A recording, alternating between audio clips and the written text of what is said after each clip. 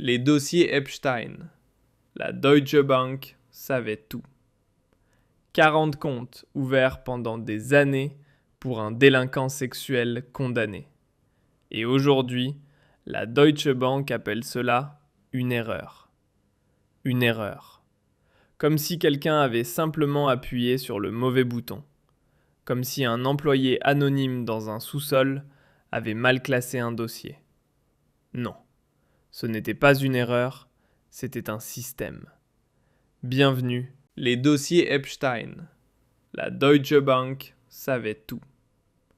40 comptes ouverts pendant des années pour un délinquant sexuel condamné. Et aujourd'hui, la Deutsche Bank appelle cela une erreur. Une erreur. Comme si quelqu'un avait simplement appuyé sur le mauvais bouton. Comme si un employé anonyme dans un sous-sol avait mal classé un dossier. Non, ce n'était pas une erreur, c'était un système. Bienvenue dans ce qui est dissimulé. Jeffrey Epstein n'était pas un inconnu. Ce n'était pas un mystérieux homme d'affaires qui serait tombé par hasard dans le viseur de la justice. Cet homme avait été condamné en 2008 pour abus sexuels sur mineurs. Condamné, pas soupçonné, pas accusé, condamné par un tribunal américain. C'était écrit dans tous les journaux. N'importe qui tapant son nom dans un moteur de recherche l'aurait découvert en moins de 30 secondes. Et pourtant, malgré cela, la Deutsche Bank lui a ouvert ses portes en 2013. Pas pour un simple compte d'épargne, pas pour une carte de crédit, non, pour plus de 40 comptes. Gestion de fortune haut de gamme, private banking, le service VIP réservé aux très riches. Pour un homme reconnu coupable d'avoir abusé d'enfants. Mais c'est ici que l'histoire devient vraiment intéressante. Les nouveaux documents, publiés en février et mars 2026, dressent un tableau qui dépasse largement la simple erreur. En interne, Epstein était classé, et je cite littéralement, comme un risque acceptable. Un risque acceptable. Un délinquant sexuel condamné qui avait emmené des mineurs sur son île privée représentait donc un risque acceptable pour la plus grande banque d'Allemagne. Prenez un instant pour y réfléchir. Imaginez que vous entriez dans votre banque locale et que vous disiez « J'ai été condamné pour abus sur mineurs, mais j'aimerais ouvrir un compte. » À votre avis, que se passerait-il? On vous mettrait dehors immédiatement. Mais si vous arrivez avec quelques centaines de millions de dollars, l'histoire semble soudain différente. Dans ce cas, vous n'êtes plus un criminel, vous êtes un risque acceptable. Tout tournait autour de l'argent, rien d'autre. La relation d'affaires avec Epstein promettait entre 2 et 4 millions de dollars de revenus par an. 2 à 4 millions. Voilà le prix pour lequel la Deutsche Bank était prête à fermer les yeux. Les deux yeux. Et avec eux, les oreilles et tout sens moral. Et ce n'est pas tout. Des notes internes datant de septembre 2015, 7 ans après sa condamnation, rappelons-le, montrent que des conseillers en gestion de fortune de la Deutsche Bank demandaient activement conseil à Epstein. Ils voulaient apprendre de lui comment traiter avec les clients ultra riches.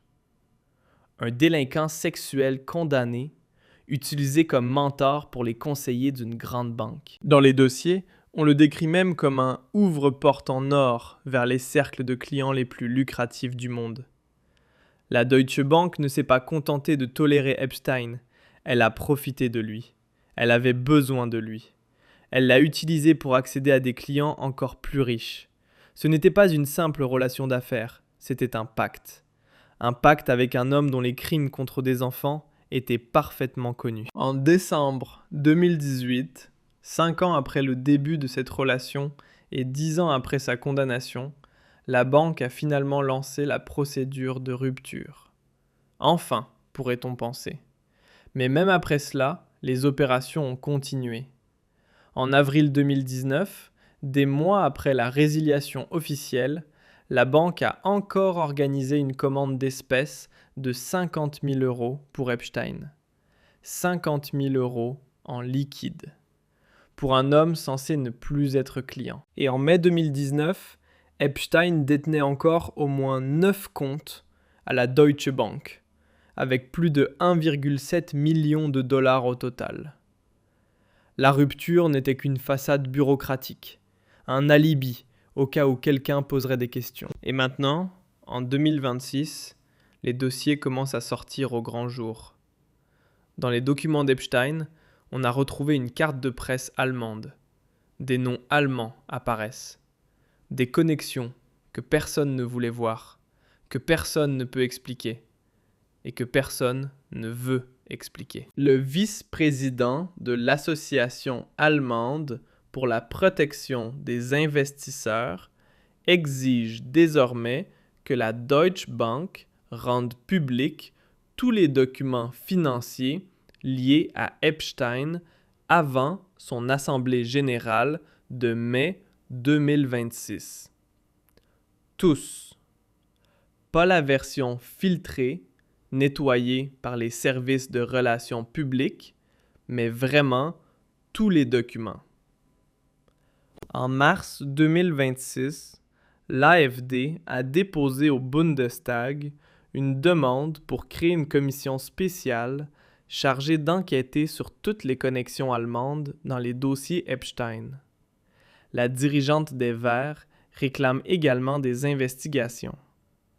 Et que fait Friedrich Merz, l'homme qui a travaillé pendant des années pour BlackRock, l'homme qui connaît le monde de la finance comme sa poche? Il se tait.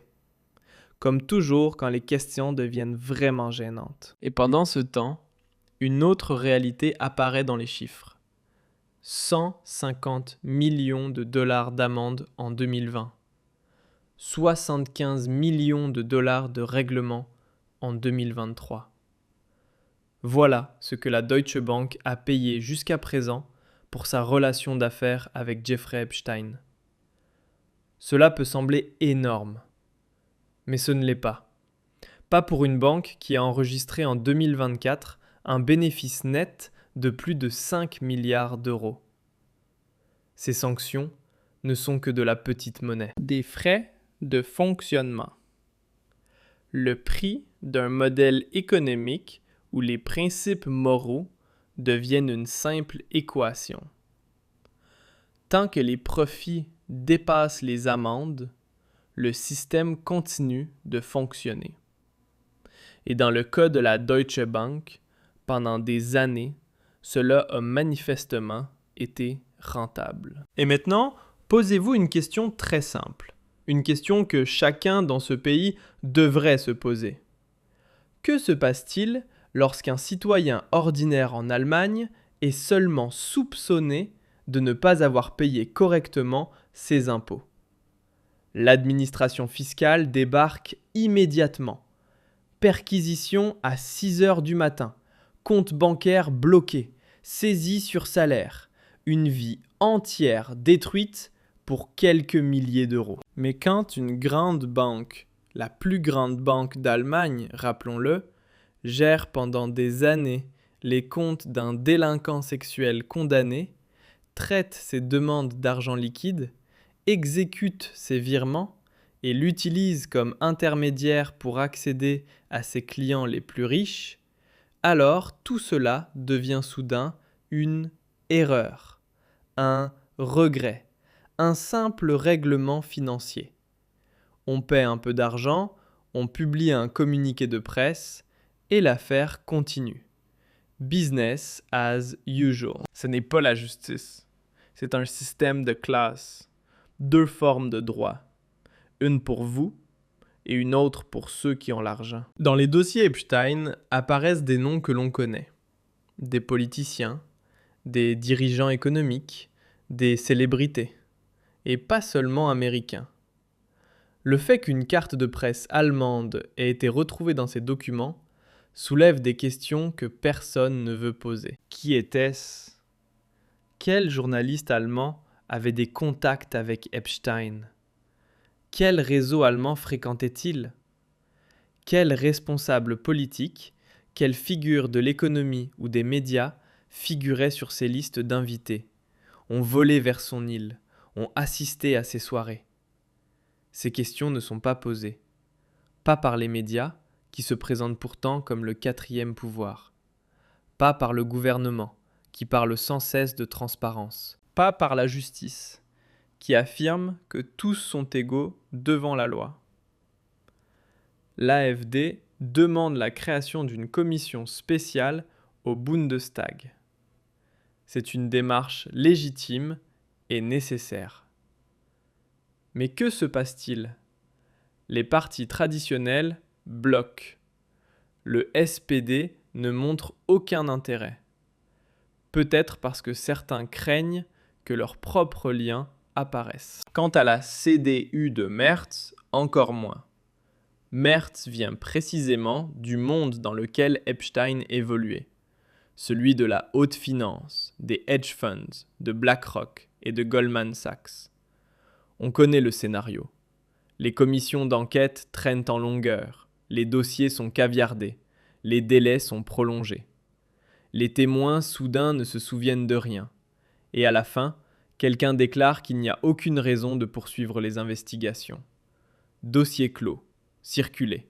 Rien à voir ici. Pendant que vous regardez cette vidéo, le gouvernement prépare déjà des décisions qui vous concerneront, que vous le vouliez ou non. La vraie question est simple. Avez-vous un plan? Si ce n'est pas le cas, regardez sous cette vidéo. Notre nouveau système de préparation aux crises vous explique comment vous protéger juridiquement, financièrement et concrètement avant la prochaine grande mesure. Car une chose doit être claire. Il ne s'agit pas ici d'un simple scandale financier. Il ne s'agit pas de manipulation comptable ou d'optimisation fiscale. Il s'agit du système organisé d'abus de mineurs, d'un réseau qui s'étendait de New York aux Caraïbes jusqu'à Londres et Francfort, d'un réseau fréquenté par des personnes occupant les plus hautes positions dans la politique, l'économie et les médias, des personnes qui ont utilisé les services d'Epstein et qui occupent encore aujourd'hui leurs fonctions, leur siège dans les conseils d'administration ou leur mandat parlementaire. La Deutsche Bank n'a pas seulement été témoin de ce système, elle en a été un facilitateur. Elle a fourni l'infrastructure financière. Elle a géré les comptes, déplacer l'argent, exécuter les transactions. Sans des banques comme la Deutsche Bank, le réseau d'abus d'Epstein n'aurait jamais pu fonctionner à une telle échelle. Elles ont fourni le carburant d'une machine d'horreur. Et le plus choquant dans toute cette histoire, personne n'a été tenu personnellement responsable. Aucun dirigeant bancaire n'a comparu devant un tribunal. Aucun responsable de la conformité n'a été condamné. Aucun conseiller qui utilisait Epstein comme clé d'or pour accéder aux clients les plus riches n'a dû rendre des comptes. La banque paie de l'argent. L'argent de ses actionnaires d'ailleurs, pas celui de ses dirigeants.